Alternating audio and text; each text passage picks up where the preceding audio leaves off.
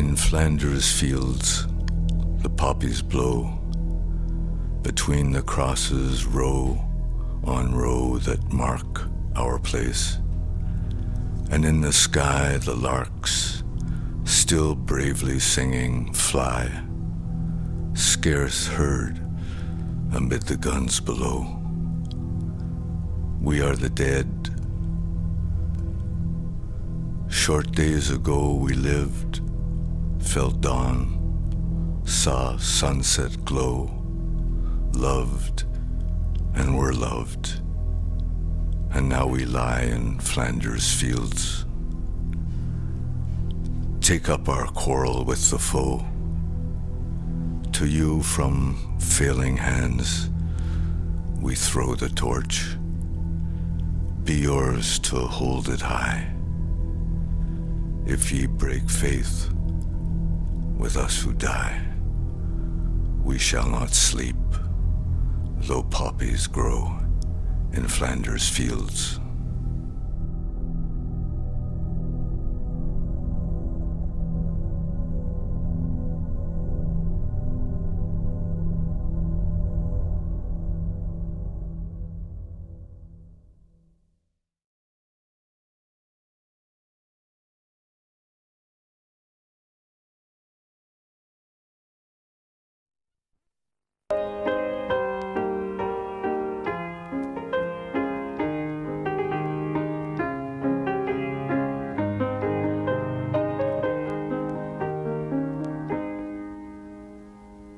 They were summoned from the hillside, they were called in from the glen, and the country found them ready at the stirring call for men.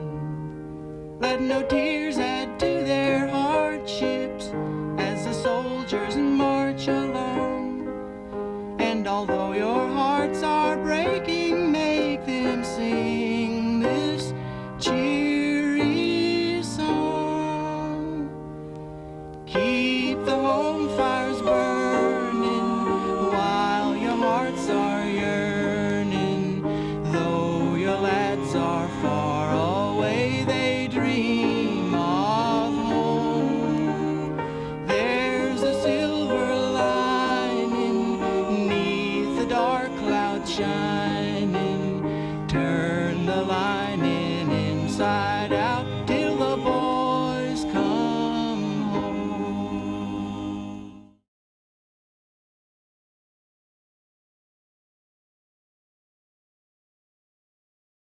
Today, on the 80th anniversary of the Battle of Britain, we remember a small group of heroes who took on a threat much larger than themselves.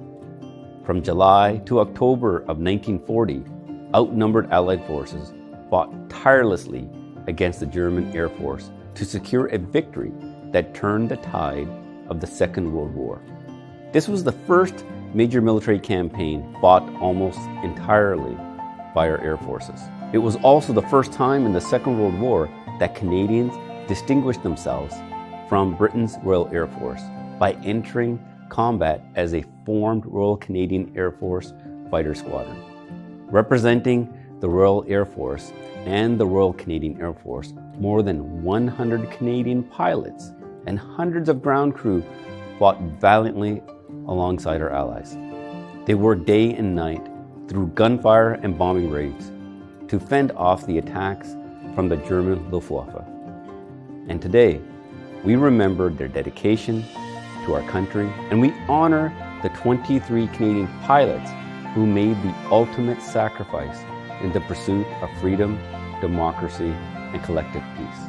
This anniversary reminds all of us that strength does not reside in numbers, but rather in the spirit, passion, and determination that drives us forward. Those who served in the Battle of Britain demonstrated a level of tenacity and courage that could not be bested. And their legacy of excellence lives on today in every member of the Canadian Armed Forces, guided by the same values and vision for a more peaceful and prosperous future, lest we forget. N'oublions pas.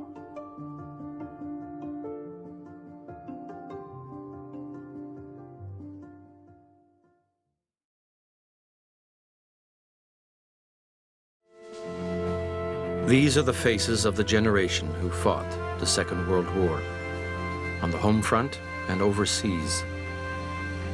They have memories of the best and the worst of human experience. They remember those who never returned. Young people from a young nation. Through 6 years of war, both they and their country would be forever changed.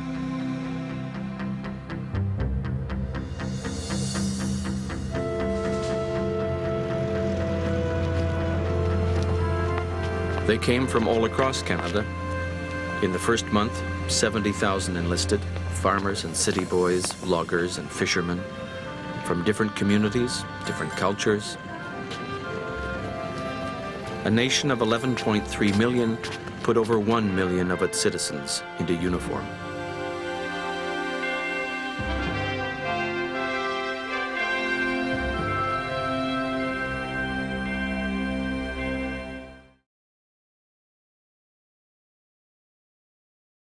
You just became very conscious of the cruelty of the sea.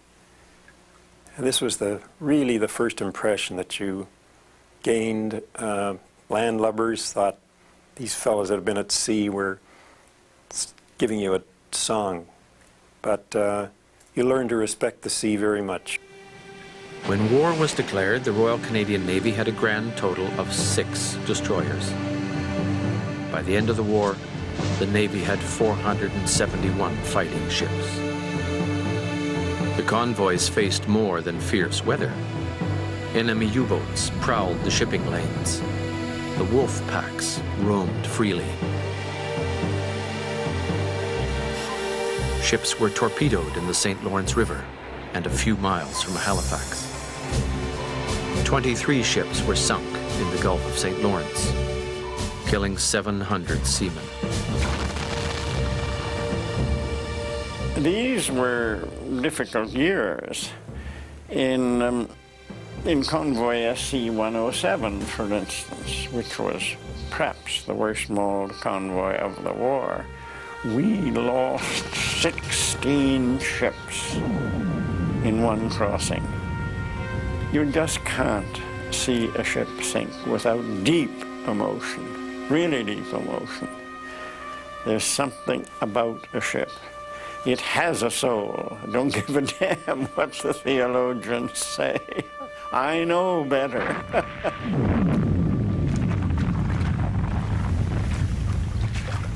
In June 1942, an Allied ship went to the bottom every 4 hours.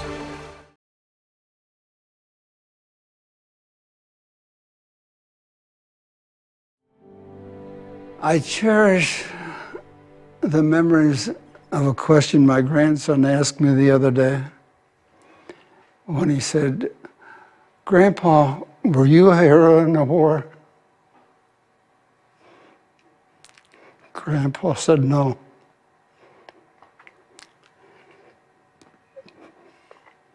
But I served in a company of heroes.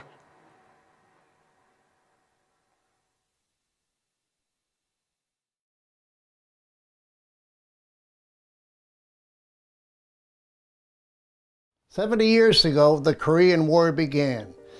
In the 3 years that followed, Canada and 18 of our United Nations partners contributed to the defense of the Republic of Korea. It was a conflict that saw Canada continue to burnish its reputation from the world wars just years before. And the tales of bravery at places like Cap Young and Hill 355 continue to be passed on to the next generation of Canadian heroes. In all, more than 26,000 Canadians served during the Korean War. Hundreds were killed, more than 1,000 were wounded, and untold numbers of others returned home, carrying the burden of war that they would never let go. Today we thank them for their courage, for their sacrifice, and for their service. Lest we forget. A message from the Government of Canada.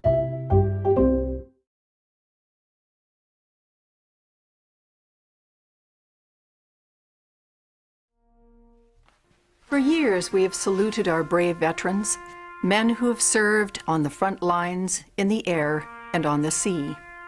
In far too many cases, they sacrificed their lives for our country and our freedom. Many believe that it is time to honor the women who sacrificed, not just those in uniform who served with unheralded courage in conflicts throughout the world, or the women who have aided in peacekeeping and humanitarian missions, but also the women who contributed to build our country, raise families, and were models of duty and stoicism in their own right. Thousands of Canadian wives, grandmothers, mothers, daughters, sisters, nieces, and friends have given more of themselves than anyone can fathom. Every aspect of war and conflict touches so many. Perhaps the worst is the horror of losing a child, the loss of unrealized dreams. Many Canadians face this reality even today. Each tragedy shatters a family. It creates a rippling effect throughout society. We cannot deny the impact on their lives or ours. In this program, we pay tribute to just a few brave women. They proudly represent thousands of others whose sacrifices preserve our way of life, our freedoms, our democracy. And through it all, they've kept their faith and their love of Canada.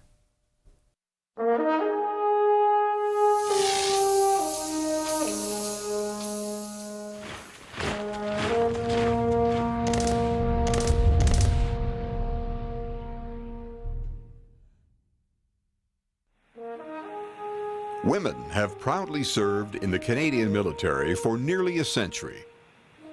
During the First World War, more than 2,800 women served in the Royal Canadian Army Medical Corps. In the Second World War, 45,000 took part in military service. Today, 9,300 women serve in the regular forces.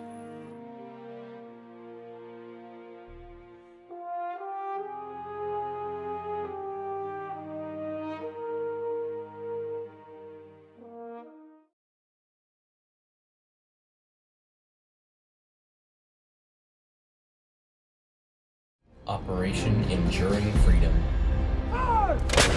After the events of September 11th, the Canadian forces deployed their first, the HMCS Halifax. In October 2002, Canadian troops deployed to Afghanistan, part of the US-led Operation Enduring Freedom. Later, in August 2003, under Operation Athena, the Canadian forces deployed to Kabul to strengthen security. Later that year, Canada opened its first embassy in Kabul. In October 2004, Hamid Karzai was elected as president. This was the first presidential election since the fall of the Taliban. Later, in 2005, Canada leads the Kandahar Provincial Reconstruction Team. RCMP officers, military members, and correctional service members deploy and assist with the provision of governance, security, and development. In 2007, the forces started focusing primarily on Kandahar. The rehabilitation, building, and repairing of many buildings and institutions is what led Canadian forces to this area. As of March 2014, the last rotation of Canadian Forces members to Afghanistan began deploying. The mission closure team started packing up and recovering equipment to be returned back to Canada. On March 18, 2014, Prime Minister Harper welcomes home the last contingent of Canada's Canadian Armed Forces members. Prime Minister Harper recognized more than 40,000 members fought to defeat the threat of terrorism, ensure the freedom of others, build a stronger, safer, long-lasting Afghanistan.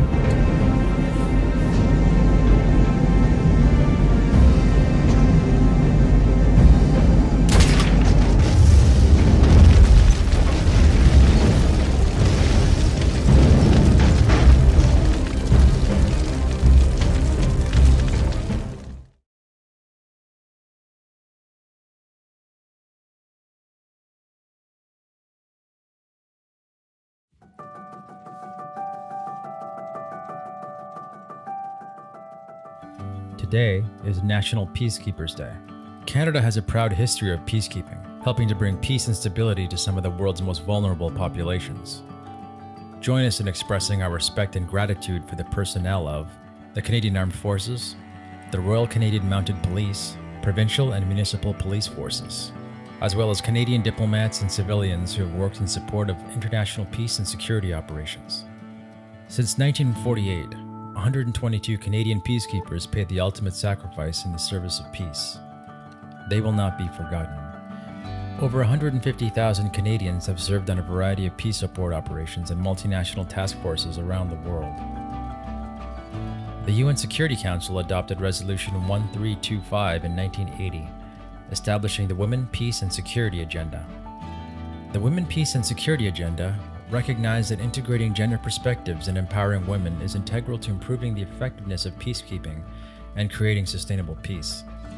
Canada is working to increase women's participation in conflict prevention, stabilization, and peace-building efforts. Through the ELSI Initiative for Women in Peace Operations and in collaboration with the UN, we are working to increase the meaningful participation of women in peace operations. Through the Vancouver Principles on Peacekeeping and the Prevention of the Recruitment and Use of Child Soldiers, we are also working to protect children affected by conflicts around the globe. As a nation, we remain steadfast in our commitment to increasing global peace and security.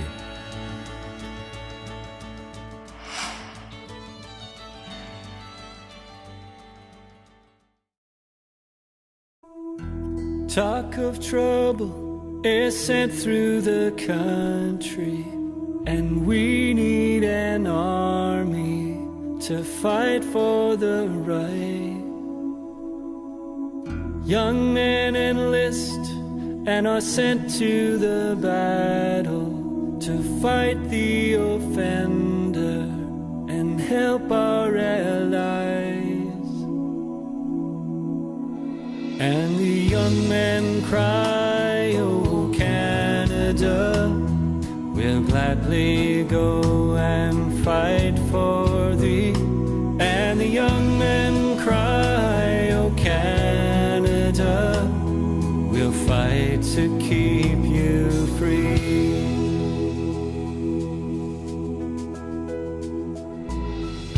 The battle's raging, gunfire is blazing. A tired young soldier is clinging to life. He's ordered on and obeys by advancing. No hope of returning from the enemy fire. And the soldier cries, "Oh Canada, if it must be so, I'll die for thee." And the soldier cries, "Oh Canada, I'll die to keep you free." And we all miss, oh Canada, the land where we all used to be. And we all long for Canada, the true north, strong and free. The soldier cries, "Oh Canada, if it must be so, I'll die for thee." And the soldier cries, "Oh Canada, I'll die to keep you free." Far away we have seen a great danger, and yet there's a danger much greater within. The noise we make as we constantly bicker would hush not a whisper if we listen to hear. All the thousands cry, "Oh Canada, is that why we have died for thee?" And the soldiers cry, "Oh Canada, we died to keep you free." And the soldier cries, "Oh Canada, be true and strong." for me.